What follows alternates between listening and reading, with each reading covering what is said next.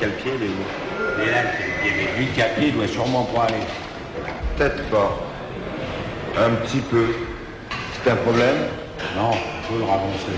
Il manque beaucoup. Il manque beaucoup, si beaucoup. Non, pas beaucoup, 1 centimètre, on peut le ravancer. Sinon, on peut le recouper, là. Après ça, il faut qu'il soit en avant de la pédale de débrayage. Hein. Pour une course comme Le Mans, il ne faut pas qu'il soit à niveau comme on fait en F1. Faut absolument pas qu'on prenne le pied dessus. Hein. Parce que le Calpier, on ne met pas le pied complètement dessus. C'est à cheval. Tu vois, on peut toucher l'embrayage sans faire attention. Alors, il faut qu'il soit en avant. Parce que là, ton embrayage, il est à peu près notre temps. Là, il est un peu en avant. Ouais, je crois que ça ira. Ça, comment on va faire alors? Parce qu'il faut un bras de levier. Pas possible, sinon ça serait vraiment trop dur. C'est trop dur. Ah oui. Ça, tu fais des embardées, mine de rien. Les usines Matra, un matin de mai, à 1 mois de ce qui fut longtemps la course automobile la plus prestigieuse du monde, les 24 heures du Mans. La marque française est résolue cette année à fournir un effort particulier pour cette épreuve qu'elle espère bien remporter enfin le 11 juin prochain. Et elle y inscrit 4 équipages. Mais avant de terminer la construction de la voiture, avant que le moteur ne soit monté, le pilote se doit de participer au fitting, c'est-à-dire de déterminer la position des diverses manettes et pédales, ainsi que de vérifier tout ce qui pourrait nuire ou au contraire contribuer à son confort. Parmi ces pilotes, un jeune homme de 28 ans au physique de jeune premier de cinéma, François Sever.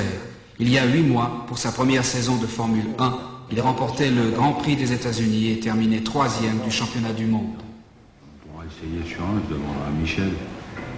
La philosophie dans ce genre d'occupation, de métier à base de végétariat, où la réussite compte plus que toute autre chose, c'est d'être là au moment où il le faut. Et je crois que j'ai eu la chance d'être toujours au bon endroit au moment où il le fallait. Saint-Tropez au lendemain du Grand Prix de Monaco. François Sever profite avec sa fiancée Christina de l'une de ses rares journées de détente. J'ai le droit de regarder les jolies filles? Non, Non, j'ai pas le droit? ouais, un petit peu, ça dépend. Un petit peu. Quand tu le verras, je C'est te toi qui dirai. choisis celle que j'ai le droit de regarder. Voilà. Celle avec le pantalon blanc là-bas, j'ai le droit. Oui. Elle a un énorme derrière. Et la rousse? La rousse, si tu veux. Habituellement, il est vrai, ce sont plutôt les jeunes filles qui se retournent sur François Sever. Mais les producteurs, alléchés par son remarquable physique de cinéma, se sont toujours heurtés à une fin de non-recevoir. Parce que je ne suis pas bon comédien, dit-il. Et parce que ma seule passion, c'est la course automobile, qui peut encore m'apporter beaucoup. Je pense que c'est au bout de 4 ans de Formule 1, où vraiment un pilote de Formule 1 est compétitif partout, il est capable sur le papier d'emporter toutes les courses du championnat du monde, enfin chacune d'entre elles si vous voulez, pas toutes à la fois bien sûr. Je pense qu'il faut environ 4 ans de Formule 1 avant de faire un vrai pilote de Formule 1. Jean-Pierre Beltoise a attendu, lui, 5 ans pour signer sa première victoire, une victoire qu'il évoque le lendemain avec son beau-frère François Sever. Un Sever aussi satisfait que Beltoise d'ailleurs, la victoire ne reste-t-elle pas dans la famille? Jackie, quand il m'a mis un tour, je l'ai laissé passer, je suis venu passer à la sortie du portier. Tu vois, je suis rentré dans le tunnel derrière lui, il a touché le trottoir à droite, il a été catapulté. J'ai dit, moi j'étais debout sur les freins derrière, parce que j'ai cru que c'était le volatilisé. Catapulté à gauche? Ah oui, mais alors tu peux pas savoir. Et il a pas touché. C'est incroyable. Ce qui s'est dit, bah oui. Tu peux pas savoir. Là vraiment, j'ai mis... Enfin, il nous l'a dit. Pour moi, c'était... Je mettais ma main à couper qui c'était. Tu vois, sur le moment. Dans le tunnel, j'étais debout sur les freins, j'ai dit, ça y est, c'est le catapultage terrible. Il y en a avoir partout sur la piste. Le Schenken, quand il me faisait chier aussi dans le casino, disons, super tendu. Mais François Sever n'a pas toujours voué toutes ses préoccupations à la mécanique. La première grande passion de ce fils de bonne famille élevé dans les grands principes n'avait même aucun rapport avec la course automobile.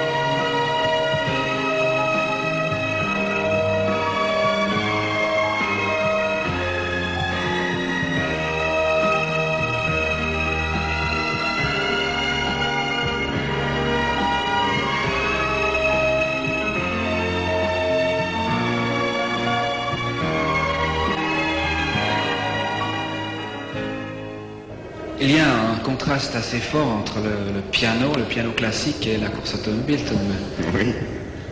Oui, avant de faire l'automobile, j'étais passionné par la musique. Et j'ai fait 13 ou 15 ans de piano classique. À l'époque, je courais de festival en festival, Salzbourg, Bayreuth, etc., etc. Et j'étudiais le piano. J'avais d'ailleurs un bon ami avec qui nous passions tous nos dimanches à la maison avec les enregistrements des interprètes que nous préférions, le magnétophone. Alors on écoutait l'interprétation de notre interprète. Après on s'enregistrait sur le magnétophone, on comparait nos enregistrements avec ceux des virtuoses. Enfin voilà comment je passais mon temps à l'époque. Enfin ça c'est il y a 10 ans, j'ai arrêté, j'avais 19 ans, j'en ai 28, depuis j'ai pas joué. Alors évidemment, je ne sais plus jouer. C'était la période romantique, ça. C'était la période romantique. Mais quand même, à l'époque, j'avais déjà une moto et ça énervait assez mon père parce qu'il me voyait les mains pleines de cambouis. Il me demandait comment je pouvais après aller jouer du piano. Il trouvait que ça ne pouvait pas très bien se marier. Il me disait, c'est pas le même genre de musique. Quand tu fais rondir ta moto et après que tu vas jouer Beethoven, c'est pas le même genre de musique. Vous êtes d'un milieu qui ne vous prédestinait pas tellement à entrer dans ce monde de la course automobile, dans le fond. Non, pas tellement. Mon père était très contre au départ et je me suis débrouillé tout seul en fait. J'ai travaillé pour gagner l'argent nécessaire à la suite des cours de pilotage. J'ai commencé d'abord par vendre des disques, c'est-à-dire des disques éducatifs. Je faisais du porte-à-porte. Je sonnais aux portes des appartements et j'essayais de vendre aux parents des cours d'anglais, de mathématiques, d'allemand, de géographie, etc. en disques enregistrés. Ensuite, j'ai fait de la confection féminine, ça a très bien marché, j'étais tout à fait ravi de ce nouveau métier. Et ça m'a permis de gagner suffisamment d'argent pour aller à Manicourt, suivre les cours de pilotage et remporter le volant. Votre père ne vous a jamais aidé financièrement dans vos débuts? Non, il m'a plutôt mis des bâtons dans les roues. Maintenant, c'est plus la même chose, il a tout à fait compris. Quelles étaient ces raisons, dans le fond? Ses principales raisons, c'est que mon père ne se rendait pas compte que coureur automobile, pilote automobile, c'est un vrai métier. Il pensait que c'était une occupation de milliardaires ou de gigolos, enfin c'était pas sérieux du tout pour lui. Alors il n'admettait pas que l'un de ses fils puisse se déshonorer en s'occupant de cette façon-là. Enfin depuis, au contact de Beltoise, qui a épousé ma sœur, et de moi donc qui suis devenu coureur professionnel, il a parfaitement compris que c'est un vrai métier sérieux.